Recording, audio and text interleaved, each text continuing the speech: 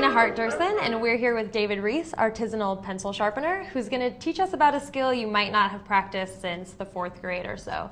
His new book, How to Sharpen Pencils, comes out next week, and he's going to give us a demo on his favorite pencil sharpening techniques. So tell us, David, just a little bit about how you got into this hobby or business. It's a hobby and a business.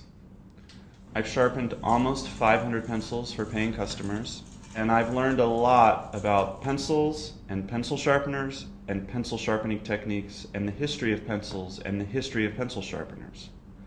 And I decided it would be fun to share what I've learned with the general public, to empower them to sharpen their own pencils. It's like that saying about if you give a man a sharpened pencil, you feed him for a day, but if you teach a man to sharpen a pencil, you feed him for a lifetime. And my little goal with this book was to feed all of humanity for a lifetime. Here are a couple of things that you should look for while choosing a pencil. 1, the shaft of the pencil should be straight. It should not be bent or bowed.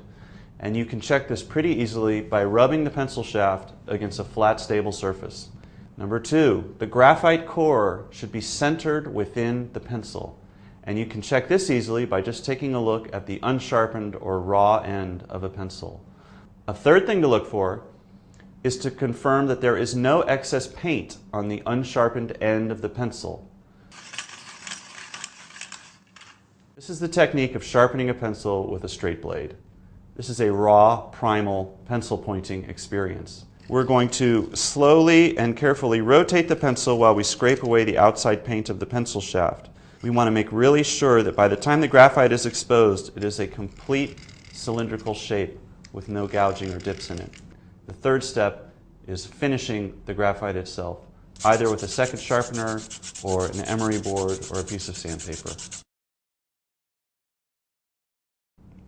This technique involves an antique pencil sharpener called the Little Shaver.